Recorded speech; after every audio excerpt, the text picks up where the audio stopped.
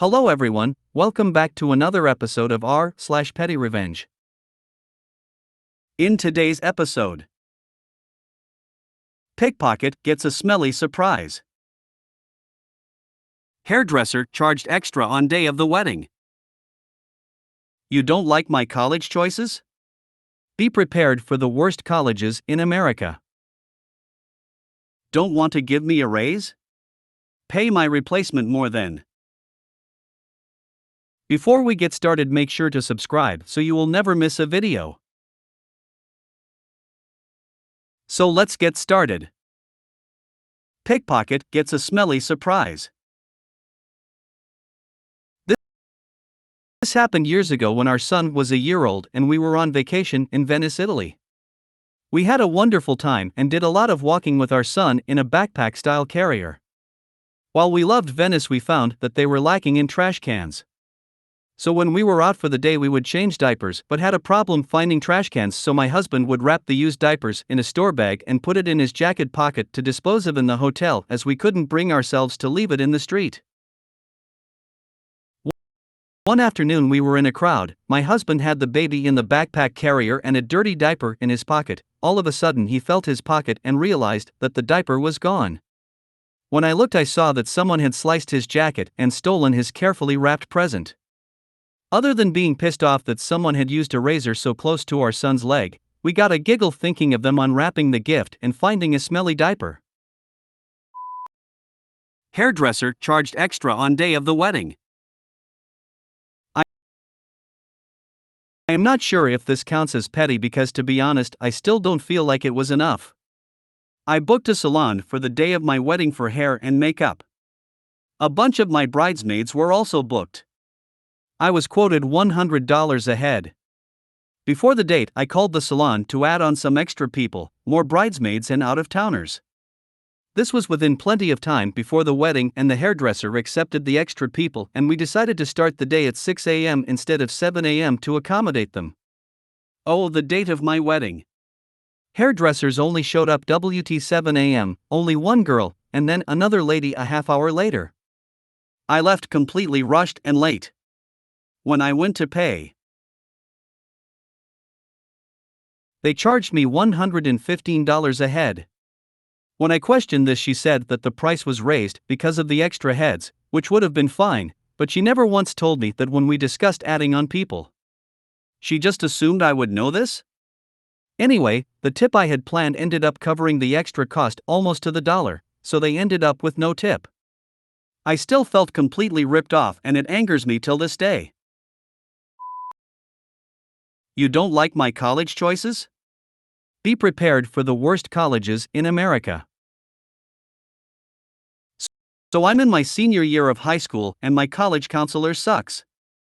I am a relatively smart person, and I know my limits. I'm applying to small schools that fit my interests. She, however, has a different idea. She told me I wasn't going to be academically challenged at the schools I'm interested in and that I should not apply to those schools. She doesn't care about what college I go to. She just wants to brag that the students of our school got into a smart school. I would be more than happy to apply if not for the $80 application fee. So, since she didn't like my college choices, I began searching for the worst colleges in America. Lo and behold, 3 of them are free to apply to and accept Common App.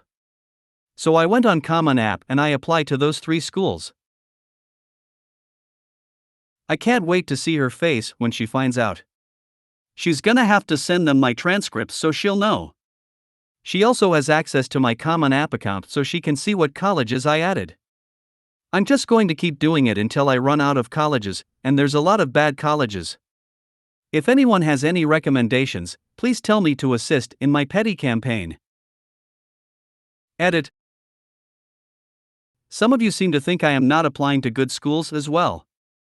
I am not sacrificing my education to piss off a counselor. I am seriously applying to well-known schools that will challenge but not stress my life. This is not taking away from any of my time, or I wouldn't do it. I am not planning on going to any of the schools that I am applying to that will piss her off. The application is free and easy, and it's a harmless way to make her mad.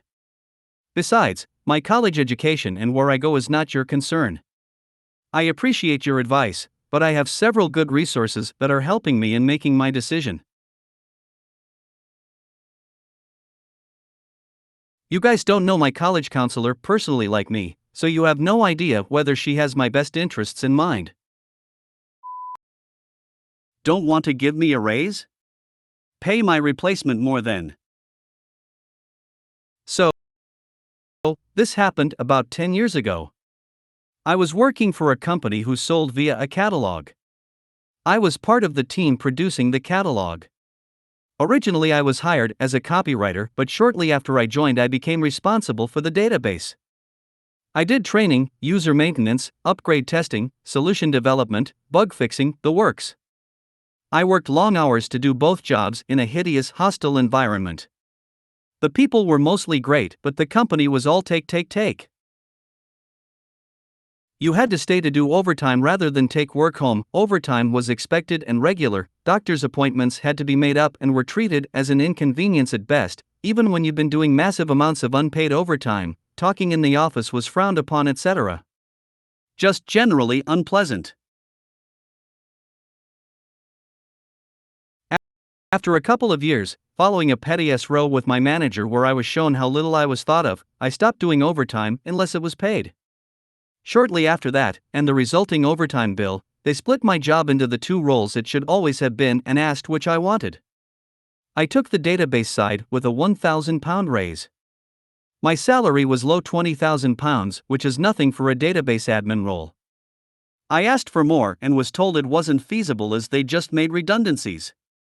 I said okay, but I want a pay review in 6 months. This was agreed. After 6 months, I asked and it was avoided.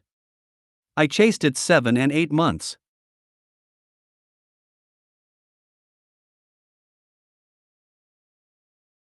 Finally, I was told stop being greedy and be grateful you got a pay rise at all. Predictably, I looked for, found and accepted a better job. My boss was fake pleased for me and very sheepishly said, of course, if I thought there was anything I could do to keep you. Is there anything I can do to keep you? I calmly said no. Well, I stupidly agreed to a 3-month notice period when I joined and they made me work it. But while doing so, I found out that they wanted to hire the project manager from the software supplier. So next time he was on site, I had a friendly chat over lunch. Me, I hear they want to hire you to replace me? Him, I can't really talk about it. Me, smiling, no problem. But don't accept less than £30,000. Don't get me wrong. It's way more than I'm on, but the job commands it. They'll work you hard for it, and once you get here, you will not get a raise. Plus, your commute is longer and they need you. Hold out. They will pay it.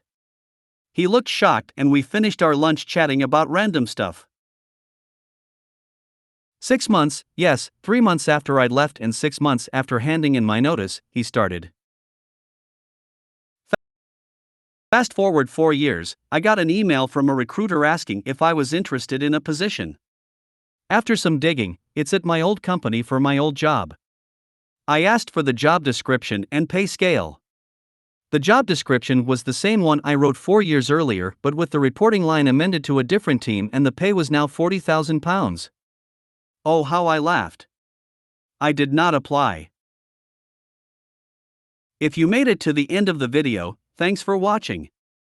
Don't forget to like, subscribe and share, and we will see you in the next video.